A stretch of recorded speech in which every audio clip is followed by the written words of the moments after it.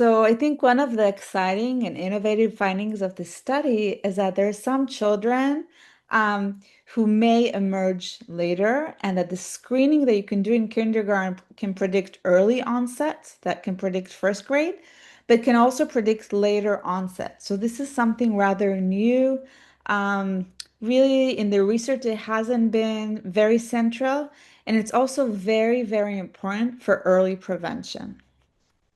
Yes, I would also add that the main thing is that a single kindergarten screening session, about 15 to 20 minutes, can capture a broad developmental spectrum of dyslexia risk, identifying children not only in grade one, like we know, but also years later in grade four. And this is important because some children appear to develop typical reading at first, but later experience difficulties as reading demand increase. So the key message is that both early and late dyslexia risk is already there in kindergarten, and we just need the right developmentally sensitive tools to detect it. And also, I just want to add one more thing that these tools are very easy to administer. You don't need a lot of training. A pediatrician or a well-trained kindergarten teacher can administer them. Today, they're digital, can be in a very easy digital adapted screening.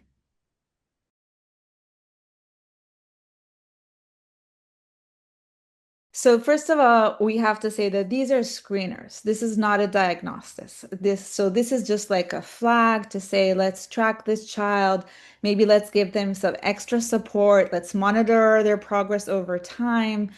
Ideally, you would do it once a year or several times a year. Today, when it's digitally and it's so easy to assess, you can do it even multiple times a year. And again, so as these part of these well child visits, if you look at vision and motor development and auditory development, give this short battery, ideally give it every year and see the progress of the child. Yes, I just, like Tami said, the goal is not to diagnose dyslexia, is to identify the risk early enough for optimal intervention before the child will fall behind. And it is a brief screening that could be a part of the routine developmental monitoring. And this would allow pediatrician to be a part of the shift from reactive identification to preventive care.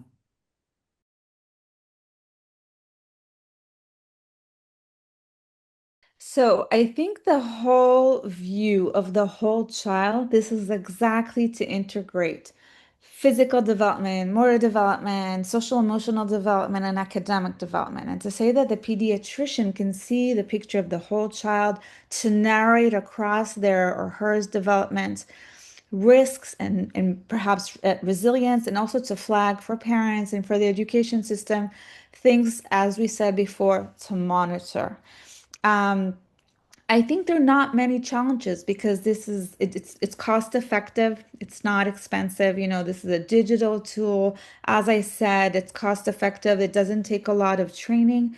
We do have to stress out that this tool was developed in Hebrew. There are universal tools. I mean, in phonological awareness, you find this as a predictive tool across different orthographies for sure in English. The same for rapid naming, the same for letter knowledge. But it would, of course, have to be norms that are adapted to the different languages across the world that will be using them. And I don't see any risk as long as the term is screening, just like the Dibbles tool, for example, in the United States has been used. I mean, so there won't be over-identification, but at the same time, it will allow prevention and remediation early on rather than the wait to fail model where children are assessed much later on in their development. And then they can also develop secondary issues. So it's not just literacy development. They may develop reading anxiety issues or reading self-concept, lower reading self-concept. Um, Perhaps some school bullying also is associated many times with dyslexia. So using this early on as part of these stages protocol is really very protective to children and in the pediatric world.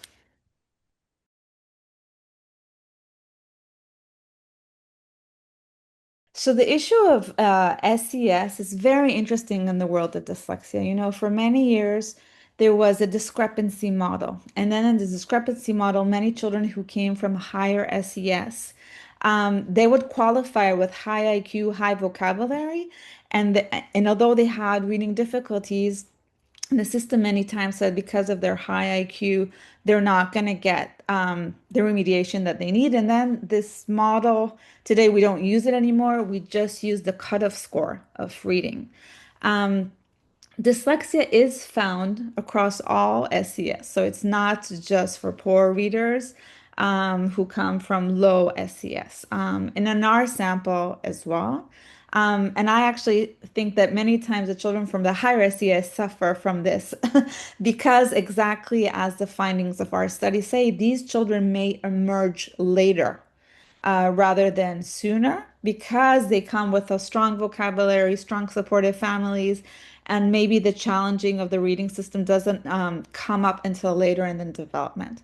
So, in this sense, using this tool early on with this battery that has four measures, not just one measure, that captures the diversity, the cognitive and linguistic diversity, actually allows us to identify children from all sectors of society, regardless of their home environment.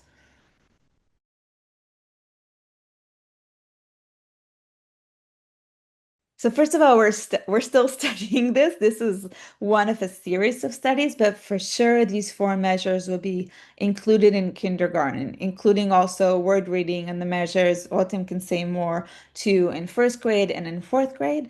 And I would also suggest, based on our further studies, to also include a very brief social emotional questionnaire of the children, specifically in the later grades, you know, from second grade on. A pediatrician could really administer also just a quick, you know, touch in to see the social emotional state of the child regarding school and regarding literacy activities. Rotem, do you want to add something to this?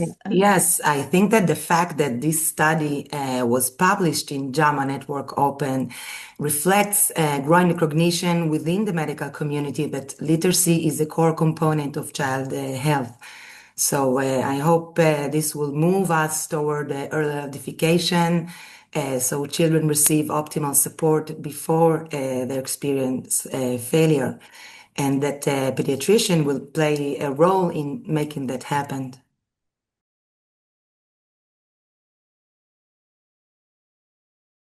We just really see a lot of promise in this idea that the pediatrician, again, will see the whole child, will address the literacy need as well as a more complex view of motor. We have another study that's just been sent out to review about dysgraphia and motor skills, and we also hope the pediatricians will address this as well.